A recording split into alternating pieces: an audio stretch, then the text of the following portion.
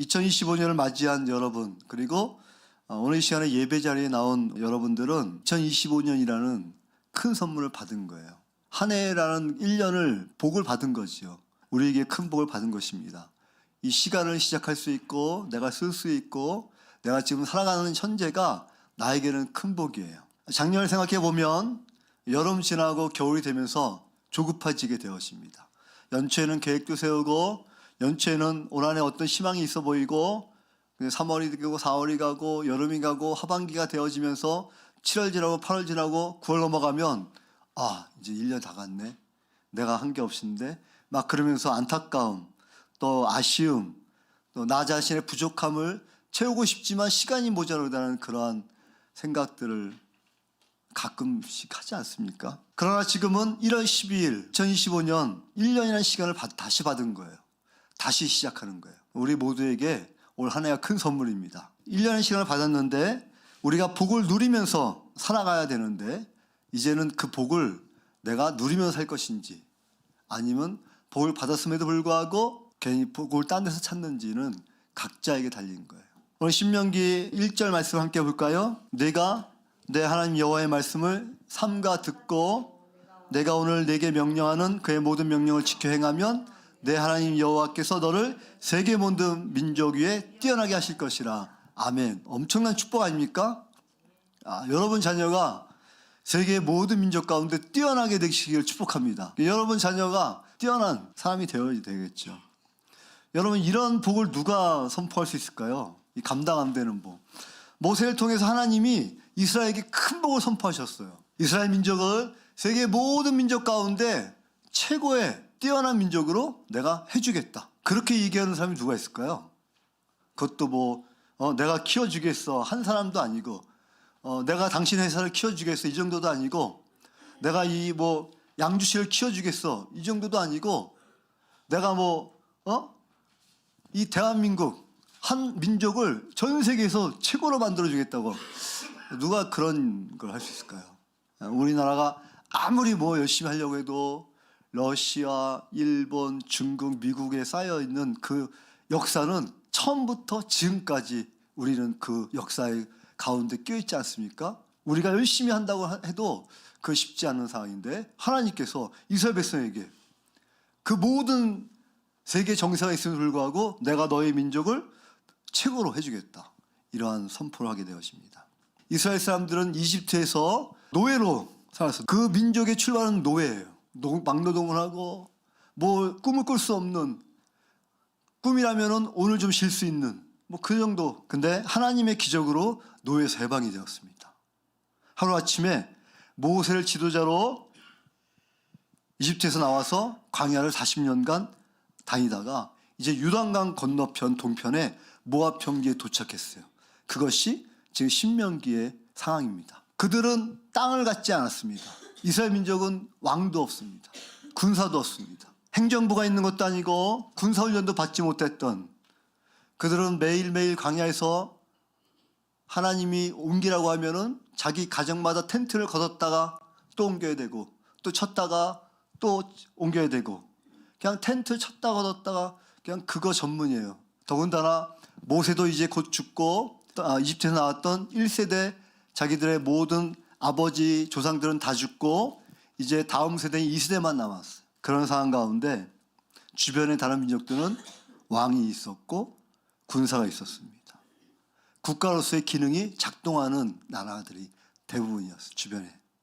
근데 이스라엘이라는 민족은 왕도 없고 어떠한 군사적인 훈련도 없이 그냥 텐트 치고 이동만 했다가 이제 요단강 앞에 나서 가나안 땅이 바라보는 그 시점이 되었습니다. 그 이스라엘 백성에게 하나님이 모세를 통해서 이야기하는 거예요. 내가 너희 민족을 이 세상 모든 민족이 뛰어나게 하겠다.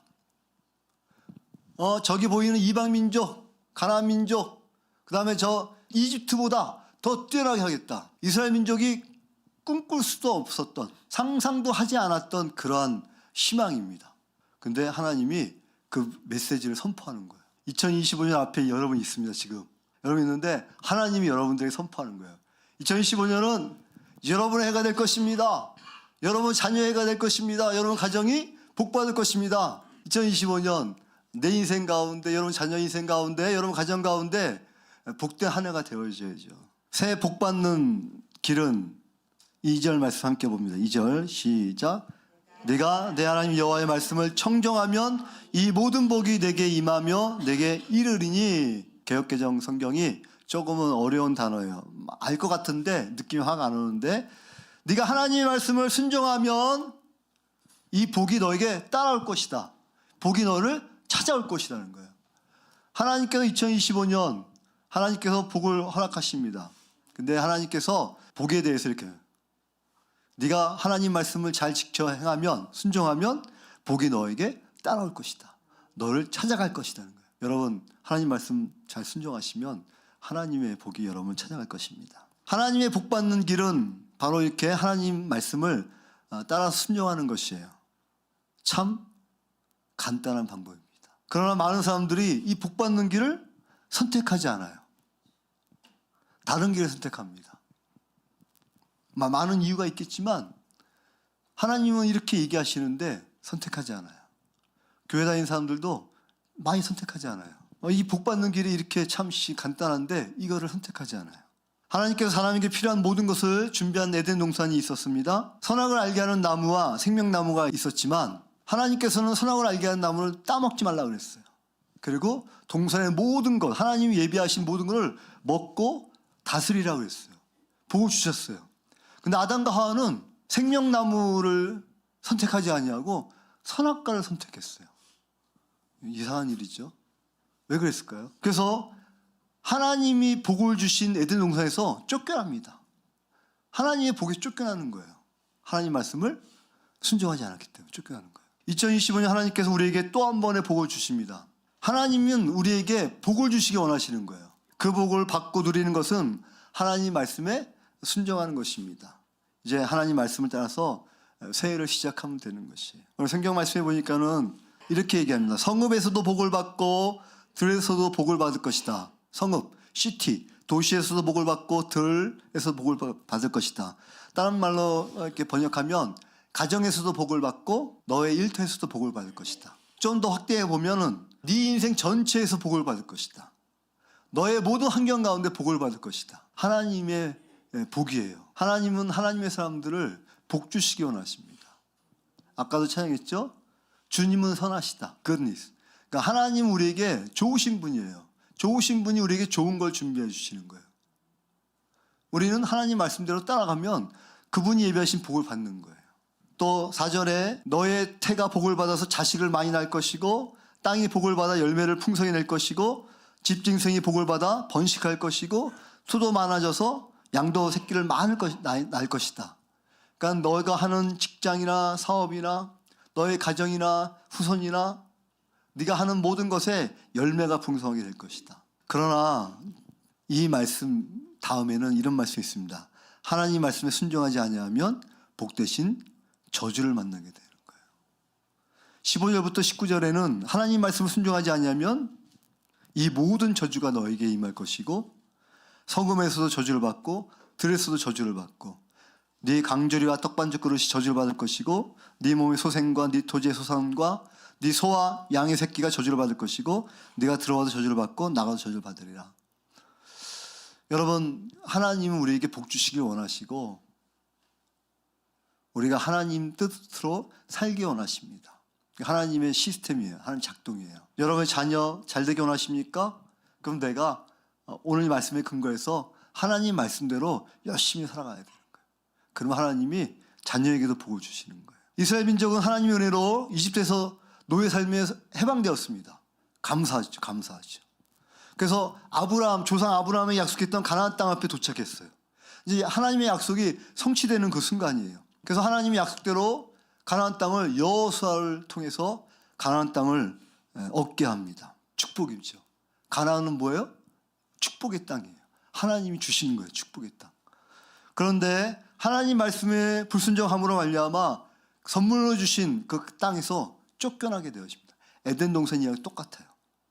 63절 읽어볼까요? 여호와께서 너희에게 선을 행하시고 너희를 번성하게 하시기를 기뻐하시던 것 같이 이제 여호와께서 너희를 망하게 하시며 멸하시기를 기뻐하시리니 너희가 들어가 차지할 땅에서 뽑힐 것이며. 가나안 땅에 들어가는데 너희가 하나님 말씀대로 살지 아니하면, 하나님을 경배하지 아니하고 하나님 예배하지 아니하면 축복에서, 선물에서 다시 배제될 것이다. 뽑힐 것이다. 그러니까 이스라엘 민족은 어떻게 됩니까? 역사상으로 가나안 땅에서 쫓겨나죠. 사랑하는 성도 여러분, 하나님은 우리에게 선을 행하시기 원하시는 분이에요. 좋은 걸 주시기 원하시고 여러분이 잘 되기 원하십니다. 그러나 하나님 뜻과 반대로 살면 우리의 선택에 따라서 하나님께서 주신 복이 저주로 바뀌게 되어집니다. 하나님 우리에게 복을 주셨지만 그 복이 이제 우리의 선택에 달린 거예요. 여러분 무엇을 선택하겠습니까? 복을 선택하시겠습니까? 저주를 선택하시겠습니까? 2025년 새해 예비된 하나님의 복을 받길 축복합니다. 우리 시편 1편 말씀 함께 봅니다. 복 있는 사람은 악인들의 꾀를 따르지 아니하며 죄인들의 길에 서지 아니하며 오만한 자들의 자리에 앉지 아니하고 여호와의 율법을 즐거워하여 그 율법을 그는 시냇가에 심은 나무가 철을 따라 열매를 맺으며 그 잎사귀가 마르지 아니한 같으니 그가 하는 모든 일이 다 형통하리로다. 그러므로 악인들은 심판을 견디지 못하며 죄인들이 의인들의 모임에 들지 못하리로다. 시편 1편에서도 복 있는 사람, 어떤 사람입니까? 여호와의 율법을 즐거이 하는 사람, 여호와의 율법을 주야로 묵상하는 사람. 하나님 말씀을 묵상하고 가까이 하고 따라가는 사람은 하나님의 복된 사람이라고 성경은 말합니다. 다시 말해서 복받은 사람이다. 그래서 3절에 보니까 그는 어떤 사람입니까? 시냇가에 심은 나무가 철을 따라서 열매를 맺는 것처럼 그 삶에 하는 모든 일이 형통하게 되어지는 거예요. 우리의 시냇가는 어디입니까? 하나님이죠. 하나님 옆에 하나님 말씀으로 내가 살아가면 하나님이 우리에게 복을 주시는 것이에요. 그래서 새해에는 이제 여러분 목표가 다 있을 텐데 여러 가지 개인적 목표가 있겠지만 여러분 신앙, 믿음 생활의 목표를 좀 세웠으면 좋겠습니다. 첫 번째는 성경 읽기. 성경을 올 한해 한번 창세기부터 계시록까지 한번 내가 읽어보자. 도전하시기 바랍니다. 너무 세면 구약에 예를 들어서 뭐 여호수아를 내가 읽겠다. 아니면 사사기를 읽겠다. 이렇게 간단한 목표라도 하나님 말씀을 내가 읽겠다라는 올 한해 신앙의 목표를 좀 세웠으면 좋겠습니다. 두 번째로는 성경 묵상, 큐티하기. 개인적으로 성경 말씀을 읽고 묵상하면서 매일 나에게 주시는 하나님의 말씀을 내가 듣는 거예요. 하나님과 말씀으로 만나고 하나님이 나에게 무슨 말씀하시는지 말씀으로 살아가는 거예요. 그래서 개인적으로 말씀으로 하나님을 만나는 시간을 목표로 삼으세요. 올 한 해 내가 큐티를 하면서 큐티를 돕는 큐티 교재들이 많이 있습니다. 그래서 여러분들이 주변에 물어보시거나 하셔서 큐티 교재를 좀 준비하셔서 하면 좋겠습니다.